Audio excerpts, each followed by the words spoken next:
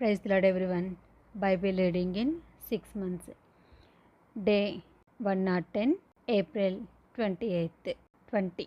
యెషయా గ్రంథం 16వ అధ్యాయం నుండి చదువుకుందాం. అరణ్యపు తట్టునున్న సెల నుండి దేశము నేలువారికి తగిన గొర్రెపిల్లలను కప్పముగా సియోను కుమార్తె పర్వతమునకు పంపుడి. గూటు నుండి చెదిరి ఇటు అటు ఎగురు పక్షుల వలె అర్నోను రేవుల యొద్ద మోయాబు కుమార్తెలు కనబడుదురు. ఆలోచన చెప్పుము, విమర్శన చేయుము. చీకటి కమ్మినట్లు మధ్యాహ్నమున నీ నీడ మా మీద ఉండనీయుము. చెదిరిన వారిని దాచిపెట్టుము, పారిపోయిన వారిని పట్టనీయకుము. నేను వెలివేసిన వారిని నీతో నివసింపనిమ్ము. దోచుకొని వారు వారి మీదికి రాకుండానట్లు మోయాబీలకు ఆశ్రయముగా ఉండుము. బలత్కారులు ఓడిపోయేరి, సంహారము మానిపోయెను. అనగద్రొక్కువారు దేశంలో లేకుండా నశించిరి. కృప వలన సింహాసనము స్థాపింపబడును. సత్యసంపన్నుడై దాని మీద కూర్చుండి తీర్పు తీర్చినొకడు కలడు.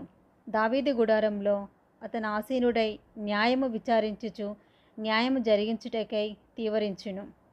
మోయాబీలు బహగర్వము గలవారని మేము విని ఉన్నాము. వారి గర్వమును గూర్చియు వారి అహంకార గర్వ క్రోధములను గూర్చియు విని ఉన్నాము. వారు వదరుట వ్యర్థము. కావున మోయాబీలు మోయాబీను గూర్చి అంగలార్చుదురు, అందరూ అంగలార్చుదురు. మోయాబీయులారా, కేవలము పాడై ఉన్న కిర్హరేషేతు ద్రాక్ష పండ్ల అడలు దొరకక మీరు మూలుగుదురు. ఏలయనగా హెష్బోను పొలములు, సిబ్మా ద్రాక్షవల్లులు వాడిపోయెను. దాని శ్రేష్టమైన ద్రాక్షవల్లులను జనముల అధికారులు అనగద్రొక్కిరి. అవి యాజరు వరకు వ్యాపించెను, అరణ్యంలోనికి ప్రాకెను. దాని తీగలు విశాలముగా వ్యాపించి సముద్రమును దాటెను. అందువలన యాజరు ఏడ్చినట్టు నేను సిబ్మా ద్రాక్షవల్లుల నిమిత్తము ఏడ్చెదను. హెష్బోను ఏలాలే, నా కన్నీళ్ల చేత నిన్ను తడిపెదను. ఏలయనగా ద్రాక్ష తొట్టి త్రొక్కి సంతోషించినట్లు మీ శత్రువులు నీ వేసవికాల ఫలముల మీద నీ కోత మీదను పడి కేకలు వేయుదురు. ఆనంద సంతోషములు ఫలభరితమైన పొలము నుండి మానిపోయెను. ద్రాక్షల తోటలో సంగీతము వినబడదు, ఉత్సాహధ్వని వినబడదు. గానుగులలో ద్రాక్ష గెలలను త్రొక్కువాడెవడనూ లేడు. ద్రాక్షల తొట్టి తొక్కువాని సంతోషపు కేకలు నేను మాన్పించి ఉన్నాను. మోయాబు నిమిత్తము నా గుండె కొట్టుకొనుచున్నది. కిర్హరేషు నిమిత్తము నా ఆంత్రములు సితార వలె వాగుచున్నవి. మోయాబీలు ఉన్నత స్థలమునకు వచ్చి ఆయాసపడి ప్రార్థన చేయుటకు తమ గుడిలో ప్రవేశించినప్పుడు వారికేమీ దొరకకపోవును. పూర్వకాలమున యెహోవా మోయాబీను గూర్చి సెలవిచ్చిన వాక్యము ఇదే. అయితే యెహోవా ఇప్పుడు ఇలాగున ఆజ్ఞ ఇచ్చుచున్నాడు. కూలివాని లెక్క ప్రకారము 3 ఏళ్లలోగా మోయాబీల యొక్క ప్రభావమును వారి గొప్పవారి సమూహమును అవమానపరచబడును. శేషము బహు కొద్దిగా మిగులును, అది అతి స్వల్పముగా నుండును. యెషయా గ్రంథం 17వ అధ్యాయము. దమస్కును గూర్చిన దేవోక్తి. దమస్కు పట్టణము కాకపోవలసి వచ్చెను, అది పాడై దిబ్బగా నగును. అరోయేరు పట్టణములు నిర్మానుష్యములగును, అవి గొర్రెల మందలు మేయు తావులగును. ఎవడనూ వాటిని బెదిరింపకుండా మందలొచ్చుట పండుకొనును. ఎఫ్రాయిమునకు దుర్గము లేకపోవును, దమస్కునకు రాజ్యం లేకుండును. ఇశ్రాయేలుల ప్రభావమునకు జరిగినట్లు సిరియాలో నుండి శేషించిన వారికి జరుగును. సైన్యములకు అధిపతియగు యెహోవా ఈ మాట సెలవిచ్చుచున్నాడు.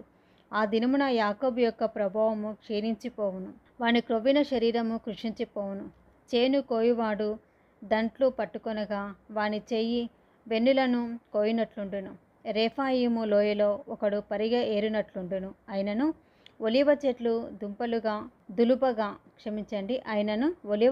దులుపగా పైకొమ్మ చివరను 2-3 పండ్లు మిగిలియుండినట్లు, ఫలభరితమైన చెట్టున వాలు కొమ్మలయందు 3-4 పండ్లు మిగిలి ఉండినట్లు దానిలో పరిగ పండ్లుండునని ఇశ్రాయేళ్ల దేవుడైన యెహోవా సెలవిచ్చుచున్నాడు. ఆ దినమున వారు తమ చేతులు చేసిన బలిపీఠముల తట్టు చూడరు. దేవతా స్తంభమునైనను సూర్య దేవతా ప్రతిమలనైనను తమ చేతులు చేసిన దేనినైనను లక్ష్యము చేయరు. మానవులు తమను సృజించిన వాని వైపు చూతురు. వారి కన్నులు ఇశ్రాయేలు యొక్క పరిశుద్ధ దేవుని లక్ష్యపెట్టును. ఆ దినమున ఎఫ్రామీల బలమైన పట్టణములు ఇశ్రాయేలుల భయము చేత అడవిలోను కొండ శిఖరము మీదను జనులు విడిపోయిన స్థలమున వలె నగును. ఆ దేశము పాడగును. ఏలయనగా నీవు నీ రక్షణకర్తయగు దేవుని మరచిపోతివి.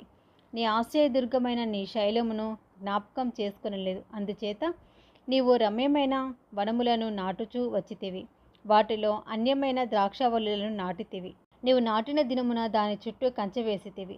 ప్రొద్దుననే నీవు వేసిన విత్తనములను పుష్పింపచేసితివి. గొప్ప గాయములను మిక్కుటమైన బాధయు కలుగు దినమున పంట కుప్పలుగా కూర్చబడును. ఓహో, బహుజనములు సముద్రముల ఆర్భాటముల వలె ఆర్భాటించును. జనములు ప్రవాహ జలముల ఘోష వలె ఘోషించును.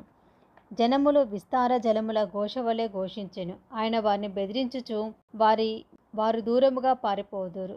కొండ మీది పొట్టు గాలికి ఎగిరిపోవునట్లు, తుఫాన్ ఎదుట గిరగిర తిరుగు కసువు ఎగిరిపోవునట్లు వారును తరమబడుదురు. సాయంకాలమున తల్లడిల్లుదురు, ఉదయము కాకమునుపు లేకపోవుదురు. ఇదే మమ్మను దోచుకునే వారి భాగము, మా సొమ్ము దొంగిల్లు వారికి పట్టుగతి ఇదే. యెషయా గ్రంథం 18వ అధ్యాయము. ఓహో, కూషు నదుల అవతల తటతట కొట్టుకొనుచున్న రెక్కలు గల దేశమా, అది సముద్ర మార్గముగా జలముల మీద జమ్ము పడవలలో రాయబారులను పంపుచున్నది. వేగిరపడు దూతలారా, ఎత్తైన వారును నునుపైన చర్మము గల వారునగు జనమునొద్దకు, దూరంలోనున్న భీకర జనమునొద్దకు పోవుడి. నదులు పారుచున్న దేశం గలవారును, దౌష్టికులై జనములను త్రొక్కుచుండు వారునగు జనములొద్దకు పోవుడి. పర్వతముల మీద ఒకడు ధ్వజమెత్తినప్పుడు లోక నివాసులైన మీరు, భూమి మీద కాపురముండు మీరు చూచుడి. బాకా ఊదినప్పుడు ఆలకించుడి. యెహోవా నాకిలాగు సెలవిచ్చి ఉన్నాడు. ఎండ కాయచుండగాను, వేసవి కోతకాలమున మేఘములు మంచు కురియుచుండగాను నేను నిమ్మలించి నా నివాస స్థలమున కనిపెట్టుచుదును. కోతకాలము రాకమునుపు, పువ్వు వాడిపోయిన తర్వాత, ద్రాక్షకాయ ఫలమగుచుండగా ఆయన పోటకత్తుల చేత ద్రాక్ష తీగలను నరికి వ్యాపించు లతాతంతులను కోసివేయును. అవి కొండలలోని క్రూర పక్షులకును, భూమి మీదనున్న మృగములకును విడవబడును. వేసవి కాలమున క్రూర పక్షులను, శీతాకాలమున భూమి మీదనున్న మృగములను వాటిని తినును. ఆ కాలమున ఎత్తైన వారును, నునుపైన చర్మము గలవారును, దూరంలోనున్న భీకరమైన వారును, నదులు పారు దేశము కలవారునై ఉన్న దౌష్టికులగు ఆ జనులు సైన్యములకు అధిపతి యెహోవాకు అర్పణముగా, ఆయన నామమునకు నివాస స్థలముగా నుండు సియోను పర్వతమునకు తేబడుదురు. Praise the lord.